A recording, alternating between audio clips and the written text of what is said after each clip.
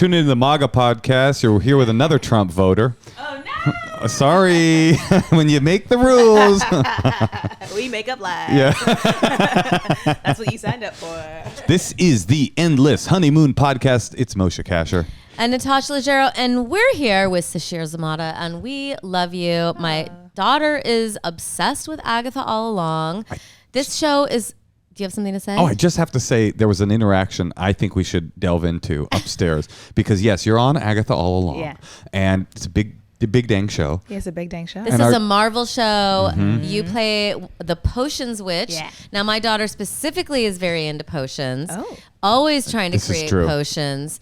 One thing to know about kids, if you ever decide to have one or even spend any significant time with one, the potions are nasty. Oh, yeah. They're not something. It's not like what your character makes. They're not like cool tinctures. Yeah. They're like disgusting snot and mud. No, and she dog loved shit. that you like fucked up people's skin. Because don't you like you can give them things and it like messes it was up like their skin? the candles that were Yes. burning people. I made some nasty stuff as a kid. Yeah, I did too. Yeah. I did too. Yeah. I mean, I've talked about it before, but I shit in my hand once. So that's about as nasty a potion as you can make. And was it to present it to somebody? Or No. just That's not a potion, Moshe. It could be. you're like, here's a magic trick. I Watch. made this myself. Watch as I make this appear. But you went upstairs very graciously and agreed to meet our daughter, who's been watching the show religiously with you, Natasha. And she was too scared to come out of her bedroom. Yeah. And I was just saying, I think that And is... she really wants to come out of her room. Yeah, I think that's I the scared greatest... her back in. I think it's the greatest, the greatest compliment that has ever been given an actor to this Yeah. day. She is so convinced of your character and your work, the work as I call it. I call Yeah. acting the work. The work, yes. That she was like, there is a fucking real witch in the house, Ooh. and I will not come out because she'll put the candle of boiling skin upon me. Oh, I like that. Okay, wait. I have an important question for you. Okay. I feel like I'm kind of being harassed by a witch, and I was wondering This is a great question. if Can I you put a spell on them Yeah. to stop if it? you believe Natasha No. also doesn't understand that it's just a character you're No, playing. no, because I all right. Let's see. Do you believe that witches are real? I do, yeah. Thank you. See, Moshe. Can I ask what does that mean? I do believe there are people who are energetically inclined and also use resources around them to create some sort of magic. Gick, Sure. Magick. I mean, yeah, Yeah, the CK and the C. Yeah. I'll tell you what, Natasha and I. That was very well put. I am a cynic, and what do you call me? A materialist? He's like a scientific materialist. Like he only believes in things that he can see. So like no ghosts, no energy, no witches, no astrology, Right. no But- horoscope. I Yeah. was like, horses? Yeah, no horse. Those I don't are for real. No, not in my you America. Can see those. Nope. I don't believe. Just listen, unicorns. listen, I believe in unicorns. Ivermectin was a cure for COVID for humans. So much so, I believe that so strongly that I don't believe not only that it was that I don't believe that it was for horses because I don't believe that horses existed. Okay, that that make- tracks. Yeah. You got some Horse weird tracks. websites. That horse tracks. So the way you're describing a witch, though, is more like almost an alchemist. It doesn't have like a good or evil sort of thing to it. Yeah. I think the label of witch has been used for bad or evil to like label someone who you truly want removed from society. And I think a witch could be really just someone who can't be contained and is like powerful, and that does intimidate some people. So some people deem it to be scary, but it doesn't have to be. Do you think? I am curious. Okay, so we believe it. I mean, I believe that witches exist. I mean, I think that's unnecessary. You do? But there is, yes, they're just like horses. They definitely exist. The question is, do they actually summon real magic? Like there are definitely people in the world that are, followers of Wicca and paganism that incant. And I mean, obviously that's true. But you're almost saying that you do believe that there's a possibility that that there is a summoning of some power, not necessarily a double toil and trouble. Totally. Yeah. I mean, I guess it depends on what you define as magic. Right. Like, I like telling the story because it also happened just recently, but I had these bees that were like clustering up against the outside of my house. And there has been a hive that was there like 3 years ago, and bees leave pheromones, so they probably came back after they were removed. So anyway, they were trying to find a home. I called this like humane bee removal service. They came, or they were going to come the next day. And so I like went to the cluster of bees and I was like, hey guys, like, thank you for being calm. I really appreciate your patience. Tomorrow, someone is coming to move you to a different place where you can thrive and build a big hive, and it's going to be much better than this place. And then an hour later, they were gone. Whoa. They just left because they probably were like, oh, I don't like that. I'll just find my own home. But just like, you know, like. But you're also allowing yourself to be open. Yeah. To communicating with a hive if you wanted to. So you feel like you went to them and sort of summoned the energy of like, this isn't your home anymore. You may go. And they were like on some buzz level, we're like, we're out. Yeah, which wasn't the intention. I was just, you know, kind of warning them like, there might be some like hubbub tomorrow, but they were like, well, we don't want to be part of that. Now, what made you think? Because like when I have bees, I'm like, get them out. Yeah. Out by 3 p.m. I have get them out of my house. Did you take the picture? Okay. And then I schedule the guy to come do the drywall like the next second. She actually Karen's out so hard on bees. I'm not kidding. She asked to speak to the queen. This is real. May I speak with the queen, please? No, but what drew you? I just like my space how I want it. But what drew you to think like to talk to them? I guess I've been like, I feel like I'm around more people who talk to other living things, animals, plants, and then like something does happen from that. So I'm going to try doing that a little more. Yeah. Just turn it up like 20%. You can't talk to inanimate objects, right? But you could. I'm saying thank you to my house all the time. You know, there's a saying. Yeah. There's a saying that a rabbi once said. I love this saying. He said, "Some men have the hearts of stone. Some men have hearts of stone, and some stones have the hearts of men." Meaning, and this goes against my cynical scientific humanist idea that certain inanimate places, and I think we've all felt this a little bit, and comedy stages can feel very much like this, like a legendary comedy space has more power or energy or gravity to it than just a random place. You go to a certain place, you go, okay, I feel the power of this building. Or you see that when you go to a place where a terrible thing happened too. You go, there's some power occurring here. I kind of have that feeling a little bit. He's opening up. I like that. Well, now that you're here. And there was the time that we went to the witch training center in Ashland, Oregon. Oh, so you're into this? Well, we went to a witch training don't center? you remember? We went to the Ashland to get trained? No. We went and stayed. We was on a camping trip. We stopped at this place called Ashland Spring. I know I'm getting it wrong. Will you look up the hot spring in Ashland, Oregon? And we just thought it was a hot spring resort place where you could camp. In the back, there was like a Wiccan like spell garden. And we started wandering around, and I walked into the red tent, and like all of a sudden, like a priestess came over. Was like, dude, this is not for you. That's not for you. She's like, the men gather over there, and they bang drums when the women are bleeding to support them, but you don't go in the tent. And I was like, I could. Oh, okay, you don't remember this? No, I do. But anyway, she was in the tent. That's right. I was just trying to find a sauna. I mean, it was. So there were at the back of this. It was literally a witch training center. Cool. And we sort of stumbled onto it. And at the back of it, there was a Jewish ritual bath called a mikveh. That was cool. And it was just randomly there. The guy that had built it, the guy that owned the land was Jewish and was like, oh, yeah, you can definitely like create this like Wiccan. Like 7 springs converged in this one little area. Right. And he's like, you can definitely build this whole thing. I would love it if we could also build a mikveh so we could like incorporate my spiritual tradition, whatever. So I was like, well, we're here.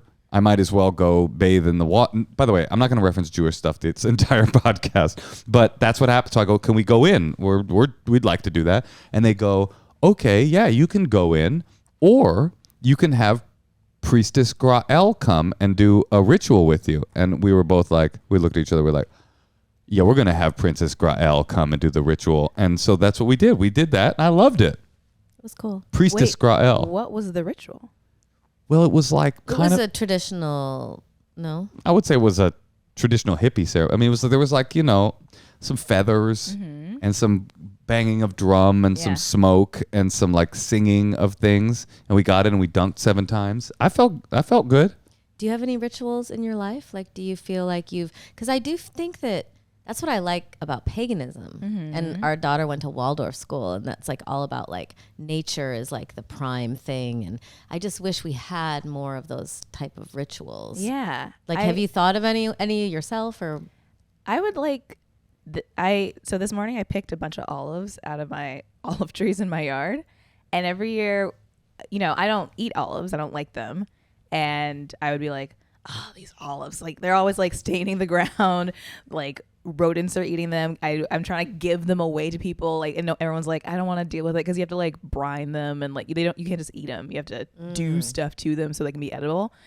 And then this year I was like, I should be nice to my olive trees. They're gifting me something. So I'm in the process of picking them, and I was like, I can just make olive oil because I use olive oil all the time. And I would like that to be a yearly ritual when they sprout, when they come up. I will go through the process. Did you make them. it olive oil? No, I'm still picking them. There's What still does so one many. do to make olive oil? I watched one YouTube video. That's all you need. You're good. But I believe you pit them. You take the pits out. You put them in the food processor. Then I think you do like boil them in water or something, and then put them in a cheesecloth over like a bowl or something like that, and then they drain out. And then I think you put them back in the water and then drain them again. And I think that's it. And you could like that's all? infuse it. It's only a 17-part process? But I mean, stuff. We need to be doing stuff like that. Like, God forbid you're not looking at your @replies for like the 15 minutes you're putting the olives to the cheesecloth. Well, I mean, I know how to get olive oil. I would say even a little easier than that. What you do is you get into your Tesla and you drive to a local Trader Joe's. And you look for Trader Giotto's. That's the Italian guy. Yeah. No, that sounds really nice, actually. The process of, I feel that way when I do minor home repairs. And this is not as like earthy and witchy as what you're talking about, but there's something very nice about like enforcing an extra degree of labor, even if you could do it the convenient way of like doing something with intention and thoughtfulness. I respect that a lot. Yeah, and you like using your hands and like, even if it's like house repair stuff, it's like still reinforcing your home. That's still like feels very self-care-esque. Well, we love you on Agatha All Along, streaming on Disney Plus right now. We also know that you have your stand-up special on Hulu called The First Woman. Yes. Where'd you film it? I filmed that in D.C., in Washington, D.C. You're a great stand-up. You're very funny. Thank you very much. I still remember that 51st jokes we did where you did it's nice when you did a joke about one of our fallen comrades. A man in comedy. And it's nice when a joke... Who's our fallen comrade? Louis C.K. But it's nice when a joke both obliterates a room, but also takes your... Didn't he just win an Emmy or Grammy or something? But the point is... Yeah, it's not really fallen, actually. The point is, though, it both killed, like, on a regular comedic level, but also sort of took your breath away on a, like, thought level. And I thought, to me, that's like a mark of, like, now that's a joke. Thank you very much. I still remember that. You're a killer. Well, I'm really excited to hear what kind of advice you have, because honestly, I really feel like you've inspired me, because like I love my house, but I'm always mad at it. Don't be mad at it. I mean, it's going to have issues, but so do we. Yeah. That's so but just, real. Yeah, that idea of like talking, and like I talk to my dogs, but not even enough. And they're ones who could actually really hear it, you know, because they love me and are always staring at me. And but I just get like frustrated. It's so easy to get frustrated and not like take a breath and just like talk to whatever. Yeah, like even your husband. Talk to your husband. You could throw That's that too out there. hard. I mean, just give me a hive of never work. bees. I mean, listen, I love my we had a husband. lot of ants in the kitchen. Yeah, and we did a really beautiful. Actually, we used a potion made by the Taro Insecticide Corporation, and we left it out for him. If you had an insect infestation, that wasn't bees? Because bees. Here's the cheat. Here's the hard part. Bees are beautiful. Yeah, we need bees. You know, bees, you're like, I love you, brother. Like, please live. But when it's roaches, do you think you would have encanted the... No. It's harder. I just had this conversation with Nicole Byer, and about roaches, and like, I don't even understand the what's the purpose? A lot of things have purpose. Right. They don't contribute. that I can see. I think they. They don't contribute to us, but they contribute to themselves. I have heard that the mosquito does not contribute to anything. They actively decimate. Yes, they kill people. Yeah. And other than that, they're a nuisance. There's nothing. There isn't a like. I do think cockroaches must have. Do you know that my stepfather is an entomologist? Why would I know this? I don't know. We're very close friends. We're dear friends, and we went to camp together all those years. This is true. Did you guys go to camp together? No. But he's an entomologist. When I was a kid, he brought us home.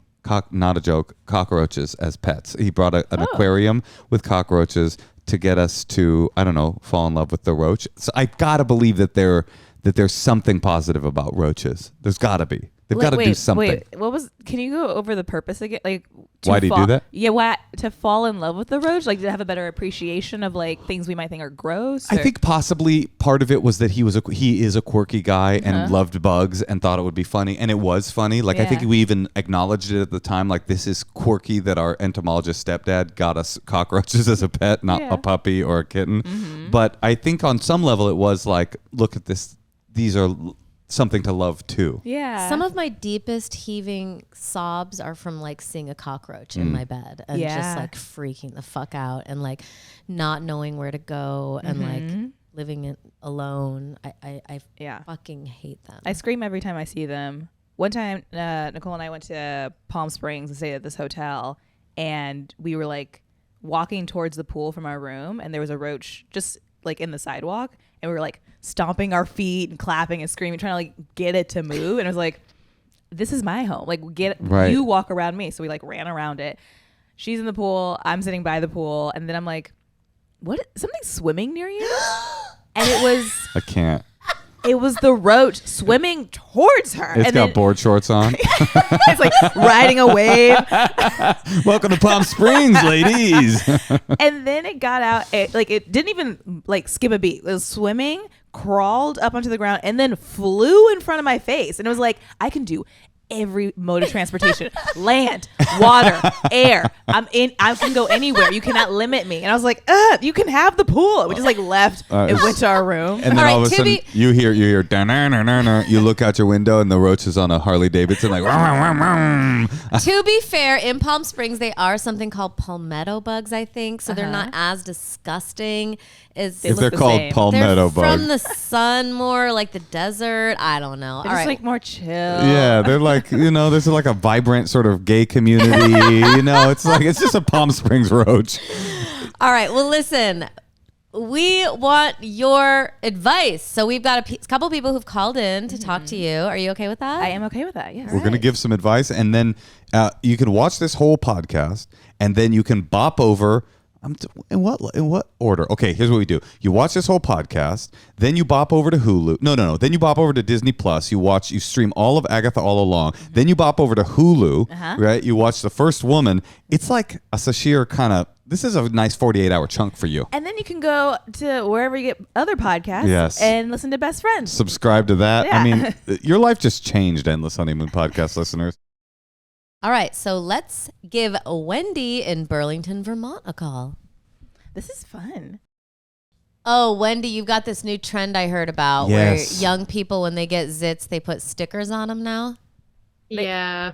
Are you like trying to be young, like you saw some 19-year-olds doing this and you're like, oh, I'm young? She looks young. She's young. She's young. Are you trying to be? Why are you roasting her? That was very aggressive. I was thinking, because the girls we saw had it were 12. They were 12. And then I was like, if I did it, that would be absurd. I pulled Natasha aside and I said, okay, honey, this is a trend I just read about, which is that, do you know about cool this? On you, though. Yeah.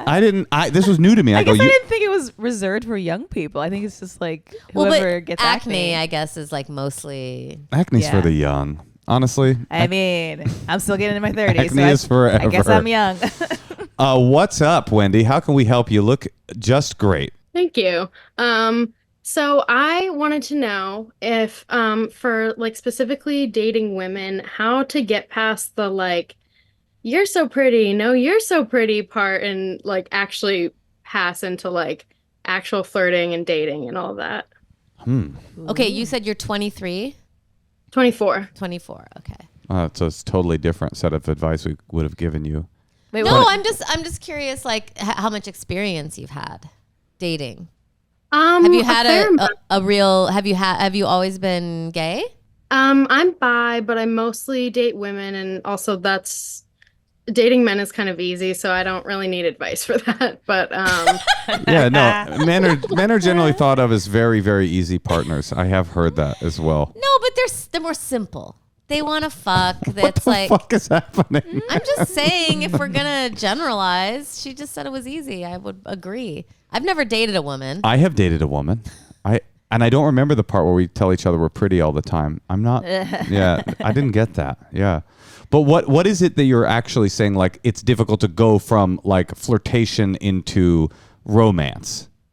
yeah, or like it's kind of like when you're dating women, like no one makes the first move, so then nothing happens, or like it will take a really long time, or like yeah, it just kind of it feels a lot like slower than dating men. I think I'm dating women, and I have dated many men before this point, but I think what women get used to if they're used to dating men is that they're being pursued, or like the man will take the lead. But for women, I think it's kind of like a who's gonna do it first, who's gonna make the move first. But I think it's like everyone likes it when people are straightforward, Yeah. no matter what gender you are. So I think as long as you're like, I like you, do you want to hang out, or like, just like put it out there, things will usually happen. I think about this. That's so exactly correct. I think about this so often, how difficult we as human beings, I think about this a lot. Like that human beings are so smart that we've evolved to a point where like the most basic functionality is so complicated. And love and sex is like the top widget of that. It's like every other organism, cockroach, bee, you see out in the world, they're just like, they do a little dance and then they fuck, and then that's what then they have babies. But we're twisted up to the degree, I think about this a lot, that we can't say what we're thinking. Like you can't go, oh, I'm really attracted to you. I feel attracted, and are you feeling that way? Like that seems like what you should be able to say to somebody you're feeling attracted to. But we will dance such a crazy dance to never have to say the straightforward thing. Have you thought about doing that? What Sasheer saying? Just going, hey, I like you. I'm like interested in dating you. Yeah, and I have before, and like that hasn't worked out, like unrelated reasons, but it kind of like I think part of it is that like when it's women dating women, everyone's afraid of like being predatory. Like no one wants to like make anyone uncomfortable to like such an extent that like nothing ever happens. And like I definitely included in that because like I don't want to like, especially if you like, I tend to like more feminine women, and sometimes like if it's just like a stranger you meet out, you're so afraid of being like, hey, can I get your number? And then being like, ew, you're gay? Like that kind of thing. But that's not going to happen. Like in 2024, arrest this woman. She's going to say, ew, you're gay? That would never happen. Have you thought about going to a cockroach-infested hotel in Palm Springs? I think the community there is very open-minded. What do you think, Tosh, about that kind of like direct? Because that's not your style. To go direct. I've never dated a woman, and I've also never asked out a man. So I feel like I'm very, I think I'm flawed in a way. So my friends have issues. I'm always like, just don't call him for 3 weeks. Like I'm very like, because unfortunately that stuff does work with men to just kind of cut them off, but I don't think that's a good thing. It's just like, it's very ingrained in me. So I don't know how I would date a woman. I would think I would, like, do you fall into different roles? Like, aren't there, you're saying that you're dating really more feminine women. So do you feel like called upon to be a little more the male, the traditional male? You mean like a pursuer in that Yes. way? Yeah.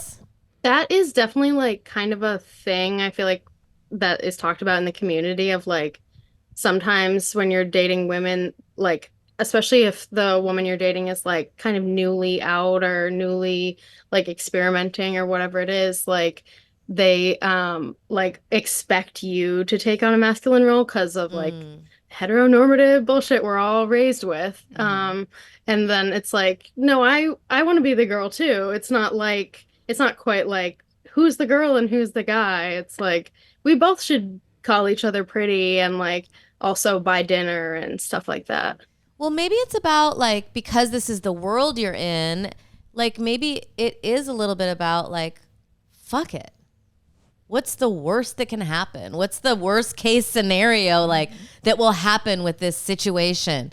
Okay, they'll think I'm lame, or they'll never look at me in the eye again. Like talk yourself through the worst case scenario, and maybe it's a more of a self journey. Like how can I challenge myself to like take a few more risks and also not care? Like I'd like to get, as performers, I think we're like really, I don't know, I should just speak for myself, but I really am concerned I would about like you to speak for me too. No, but and you'll speak for the bees. Yes, I will. But I get really concerned about what people think of me, and I'm always trying to please people, and I think naturally I'm trying to entertain people and make sure everyone feels okay, and make sure that there's no dead air, and make sure that people are being properly entertained, and that all kind of takes a toll on you as a personality. And like, I don't know, I just feel I'd like to not care what people think. I'd like to take a step back. I'm working on that in my personal life a little bit, trying to not always be like pushing so hard. So it's like I could see in your dating life, like, yeah, maybe I should just try to not let go of what they think of me in a way. I don't know. I just think it's something fun to play with. Mm-hmm. Let go of embarrassment or shame, and without being an aggressor, but just like being curious. I like that. And as far as like the risk of seeming predatory or like pushy or something like that, if a man hits on a woman, if he's attractive, it's great. If he's ugly, ew, how dare he, disgusting, get him out of here. And I think it's the same thing. If you're a woman, if the vibes are right and this person is feeling you, then that's a success, and they'll say yes, thank you so much for asking. And if they are not feeling you, hopefully they'll be honest about that too, and then you have your answer and don't need to waste any more time on that person. So you'll get a yes when it's supposed to happen, if that makes sense. I also think the worry of being predatory, if you approach wearing like 2 like star stickers on your face, like there's no risk. You're in a no risk category. They go, this is a candy raver. She seems very, very polite and kind. This person's fun. Yeah, this person's fun and sweet. And do the stickers have medicine in them? I think they do, and you can get some that like have the salicylic acid in it or whatever. But I'm like a skin picker, so that's really why I have them. I'm with you on that. You join my club. I'm with you in the skin picker club. Sorry. Yeah, neurotic Jews, right? Yeah. Am I right? I was thinking, speaking of being a neurotic Jew or just being neurotic, the one other thing that I was thinking in this conversation is like sometimes, and I think this comes back to the thing I was talking about earlier, where we have these scenarios in our head about like rules that are in place. Oh, I want to be treated like a girl. Oh, I don't want to have to assume a role of the heteronormative masculine pursuer. Oh, but also I don't want to be perceived of as a predator. Oh, but also it's different in the queer community. Oh, like all of not that those things aren't true. They can all be true. But when I should say, start playing narratives in my head about things that are going to happen because of, rules of engagement that I've decided are true, then I get sort of further and further away from my like true honest self, because I'm like, oh God, I can't do this because this person will think this, and then that'll be perceived in this way. Like I would say, to the degree that it's possible, as a neurotic Jew, it might not be that possible, but like letting go of some of the narratives and like being sort of in the moment, regardless of who it is that you're dating, like being in the moment and being like sort of genuine and honest. And like, I just really think there's a lot of power in like, I like you, or do you like me too? Because I've done that to women and gotten like a hard no. And it's like, it's not. I changed my mind. That's when I asked you to marry me, and I thought definitely you liked me. No, but I've gotten a hard no, and it's always stings and it's embarrassing. But then you go, oh my God, thank God I can stop pursuing that person. I can let them go live their life, and now I can pursue people that are more interested in me. Yeah. So I think like letting go of this, like this is what might happen when I do this, is always good, no matter what, dating or not dating. All right. Well, good luck, darling. Thank you. Nice to meet you guys. It was nice meeting you too. I mean, did we help her at all? Yes. I think so. Oh, yes. I think we did a great job. That was a grand slam. Okay. All right. Good. That was a baseball grand Because slam. also it's like, you just have to also just work on yourself and become more interesting. And if all you're saying to someone is like, oh, you're so pretty. No, you're so pretty. It's like, well, I don't know. Go watch 5 movies and like go.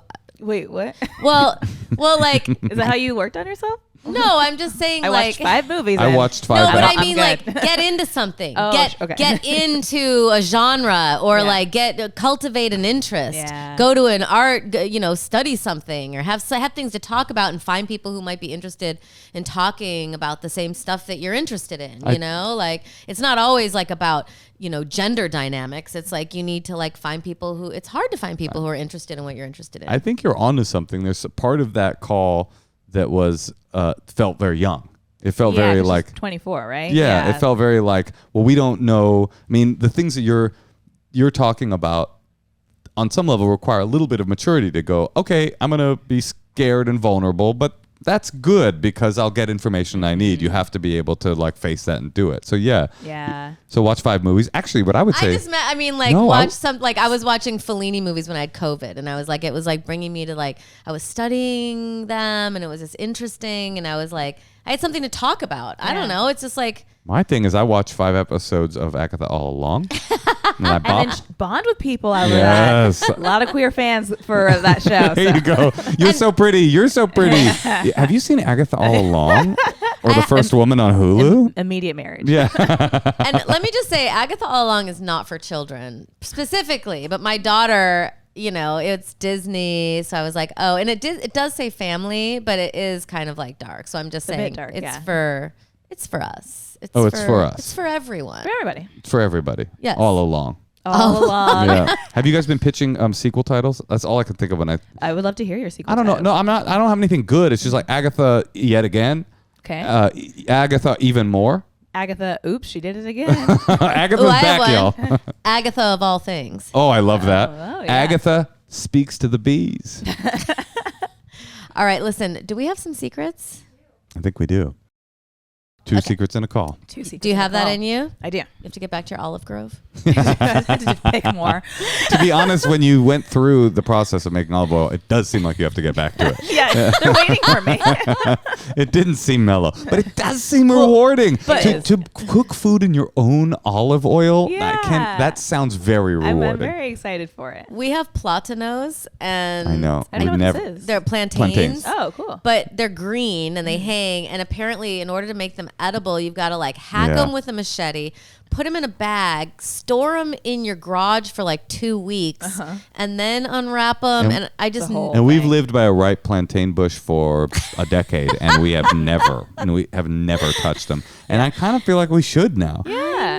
no. At least try it once, and maybe you'll like it. Yeah, we went to I Puerto Rico. know we would like plantains, but it's just getting them to the right process. ripeness. Yeah. We went to Puerto Rico and ate something called mofongo. That was Oh, good. I've And had that. It's really good. It's real good. If I could make my own mofongo, That'd be awesome. fried Oh, that was in plantains. your oil and Zamata olive oil. and then we get back to a barter system where we're each using the Yes, skills and yes. resources that we all have Yes. and trading. There's no product that needs to hit the market more than Casher Leggero mofongo. Okay, now that would be appreciated by the Puerto Rican community. I can guarantee it. We're 2 Jews in an experimental kitchen. All right, some secrets. So recently I've been really getting into eating my boyfriend's ass, and I've just really been loving it and really been enjoying it. And there's no one, I don't want to like talk to friends about it. So I guess that's why it's a secret. But yeah, I never thought that I would be the type of person to put my tongue inside someone's asshole or to like doing that, but I am. And hopefully soon, probably, I'm gonna get to peg him, and I'm very excited. Okay, bye. Have a wonderful day. Yeah. I envision this person is just like hovering over the ass while they're making this call. Like, It was from I inside just- of the ass. Yeah. I just ate my boyfriend's ass, and it was I can't talk to anybody about this. That is And funny. He's when like, she honey, was are you on getting the up- phone right now? When she was getting off, didn't she say, and I'm kind of getting like ready to do it again? No, No, to ready peg him. to peg. Oh, That's the next step. To peg him. So is that like step? Is that a process? That's their step. I don't Yeah, know. it's there. I don't know that it's an organic step, but Yeah. I guess I don't think one thing leads to the other, but I can see in the world of ass that you could go there. I thought it's funny you say from in the ass. That's the funniest thing it could be. It also was so muffled. It a little bit sounded like she was like at work, like she's in the break room at Target. Like, oh, hold on just a second. Like pulls her sweatshirt hood over her. Like, I just need to get this off my chest. They're like, where are the bikes? hold on. I was eating my boyfriend's asshole. Well, I like that she got into it. I wonder if this is her first asshole. Yeah, it sounds like it. Yeah. Oh, okay. Sounds like So it was a she shock. likes it. It was a shocking revelation. And Do you I'm think- glad for both of them? She, in some ways, is the wait. What's your title on the show? The Witch of Potions.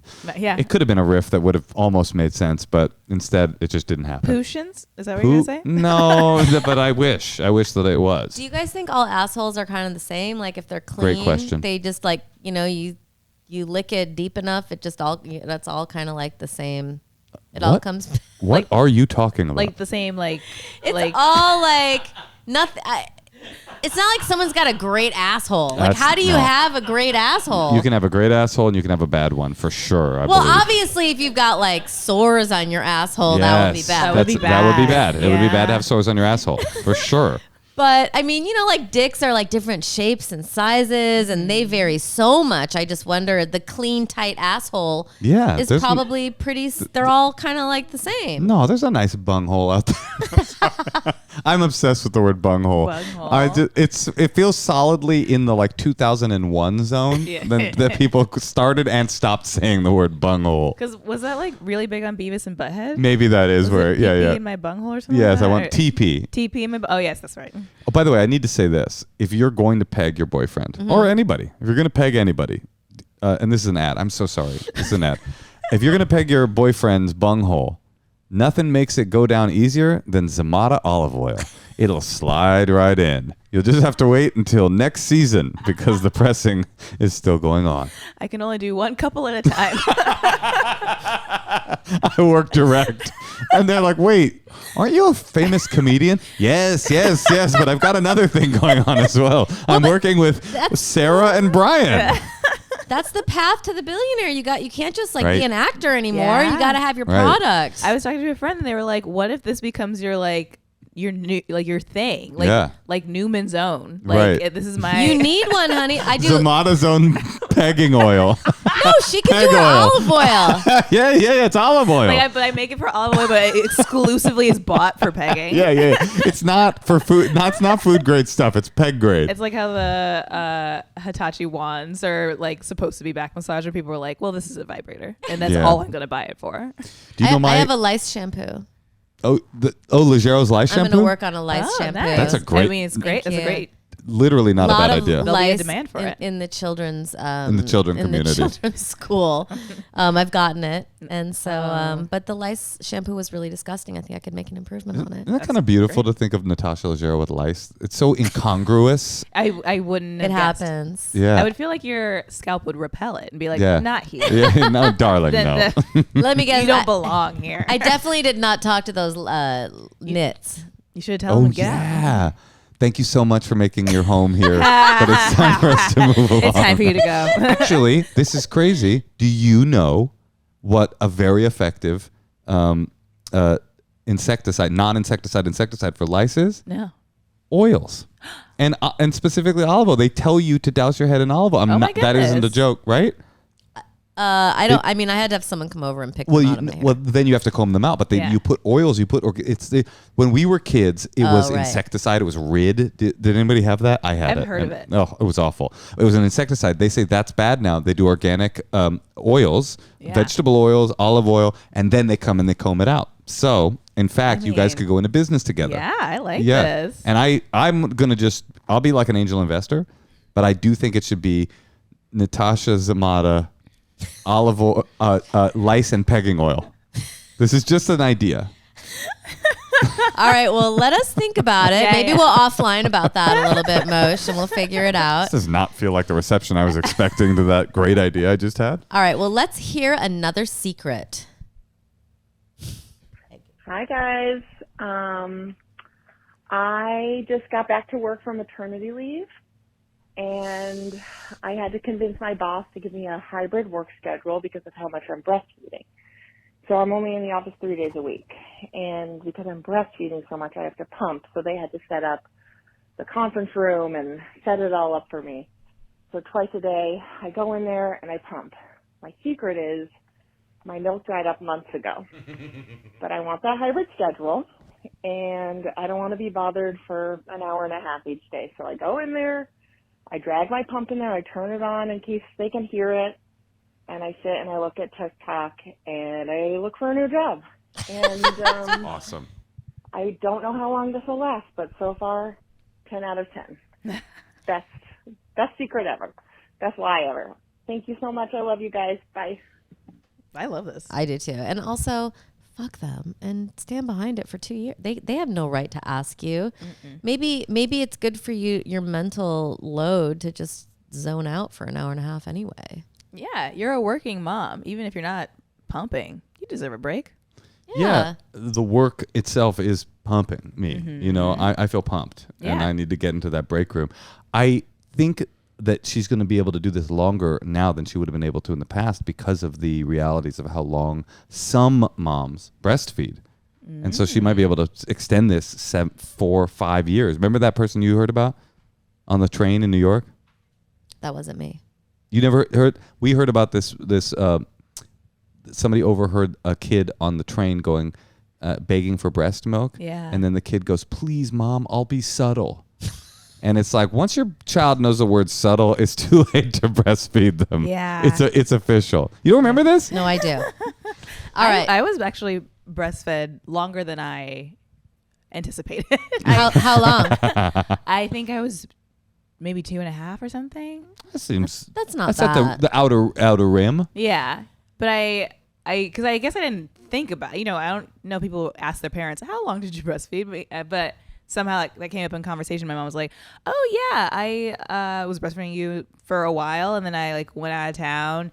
Your father had you and was like, you were eating normal food, and then I came back in town and you were like, I would like the normal food, please. And I was like, I was speaking? Like that is too long. I have a memory. Wait, but imagine the difference between those realities of like sitting at a little chair, like eating food, I was like, I'm chewing? and then like sucking on your mom's tit. I mean, that is intimate. It is. Yeah. It's so intense. I have a memory of being in a bathtub with my mom, very young, and going for her breast, and her going no, and it being like a flood of like shame, like going like, Yeah. oh no, like I shouldn't have. Yeah. And that's, I don't know, it's a weird memory, but I was 14 years old.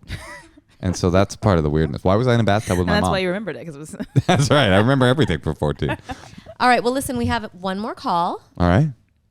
and they want to talk to you. So put down your Roku device remote where you're about to click the Hulu button or the Disney Plus button, and keep listening as we call Liz in New York, or as my daughter calls it, Unork. Oh, that's cute. Hello, Liz. Hi, guys. I love all of you. It's so nice to meet you. Nice to meet you. We love you too. How's it going? It's going good. It's good. I have some advice to ask of you guys. Yes. So basically, this is really random. My boss likes to order lunch for us every day, and he gets really weird about it and like control-y. And he always likes to order like pizza, burgers, just junk food. And I just personally, I can't do that every day. It just makes me feel ugh. But he'll make a point to kind of comment if I decline or like bring my own food and kind of talk about how I'll fly away and my diet or whatever. Cool. Seems cool. This guy seems cool. I'm I on his love side. that. Yeah, no, it's good energy. And he thinks it's cool, which he has like said out loud because he is gay. And he's like, no, like I can talk about like your body and like the food that you eat. Cause like, you know, like I'm not attracted to you, whatever. It's getting better. I like him better every second. And like, I have this prepared sentence that I would love to say out loud just to kind of, like quip back, but I'd love something nice I could say publicly and maybe something I could say privately, so I can kind of like put him in his place and not shame him. What I mean? What's your fantasy to say to him? Yeah. I really would love to say, you are my boss. You are a man. Your comments are unwelcome and unappreciated. You should never say that again. Okay. But I feel like that's harsh. Yeah. I mean, with a body like that, I wouldn't say that, to be honest. Yeah. And we can say that because we're not attracted to I get it. It's like you want to say the thing that is true, but it's also your boss, and you can't. It's difficult, even though he deserves to hear that. That's a difficult thing to say to your boss. What do you think? Yeah, there's definitely a way to say, hey, this is unprofessional and I'm putting up a boundary. How do you think he would react to you saying something to him in front of people? He does not take confrontation well. Oh, well, then corner him. Corner him. Yeah. Be like, hey, I need to talk to you for a second. Oh, he's already going to be scared just by that sentence. Go to your office, his office, and then just say that, or say some version of that. Just like, hey, I am so thankful that you get us lunch. It's so wonderful. But the comments about like what kind of food I like to eat or my body, it just feels like inappropriate. And, I don't want to shame you or anything, but also it makes me uncomfortable and I want to be comfortable at work. And can I role play for a second? Yeah. So he's like, well, I'm gay. So it's like, it's not like I'm trying to like be like up on you or anything. Yeah. Well, it doesn't matter if you're gay. In fact, I don't like that about you. Well, I'm homophobic, and that's a big part of what's making me uncomfortable here. Well, he's going to fight back. That's Right. why Yeah, I'm like, yeah, you're right. Like, I guess, yeah. you just kind of repeat the thing again, right? Like Yeah. you don't have to re-engage people who like want to be dramatic. You can just say, okay, well, I just wanted you to know how I felt. Yeah. And I just feel that way. I know this isn't popular now in the like empowerment era when people are living in their power and saying like, but I think that sometimes people, especially people that have power over you, it is just difficult to tell them what they need to hear.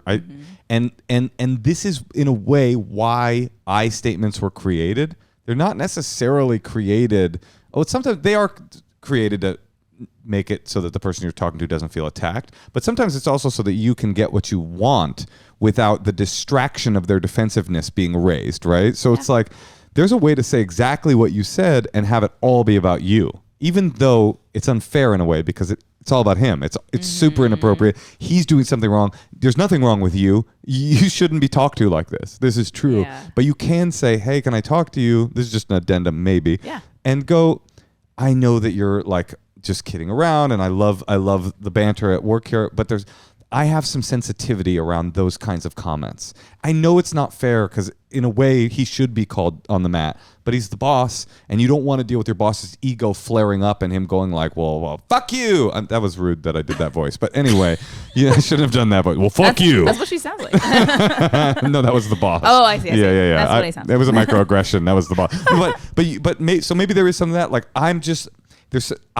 those kinds of comments make me get like spiral. They make me just get weird and uncomfortable. And I would just love it just for me to if we could not do comments about like my food or my lunch order, just because they make me really uncomfortable. And it's all you and it's all true. It's just the one thing it doesn't do is really call him out for the bad behavior, which.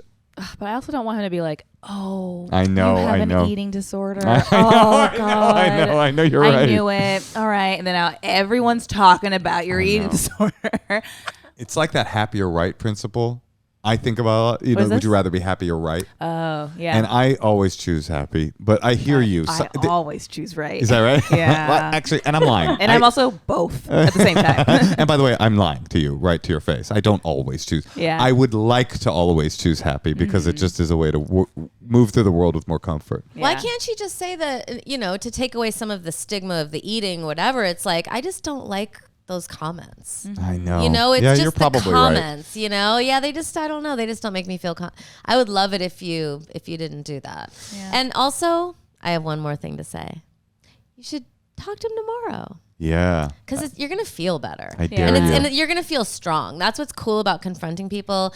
You know, like in the times that I've done it, you know, I've felt kind of less than, or, you know, oh, I can't stick up for myself in this situation to this man or whatever. And it's like when you do it, you feel like you gain, it's like a notch on your little belt buckle of the matriarchy, hopefully, that will be starting soon. But you got to do it. Yeah. Yeah, no, for sure. I feel like I usually deflect. I'm like, oh, haha, like, yeah, whatever. And I just go with it. But I feel like, I don't know, you just got to punch down. Be a fucking bitch. Hey, can I talk to you for a minute? Yeah, that is scary. And you are both so right. That is so scary to hear. Yeah. Can I talk to you for a minute? Nobody. Get him a little private. No boss ever wants to hear it because all of a sudden the power dynamics are very flipped. You want to talk to me? Yeah, in your office, actually. Yeah. Yeah. And make it quick. And if don't get into a big thing about it. And if you wanted a panel of 3 people to tell you that what he's saying to you is like obviously and objectively inappropriate, I think you got it. Like, definitely that's not cool. Yeah. Yeah. You can do it tomorrow? Yeah, for sure. Oh, shit. Will you email us and tell us how it goes? Yeah, I want to hear updates. Yes, I will. Yeah.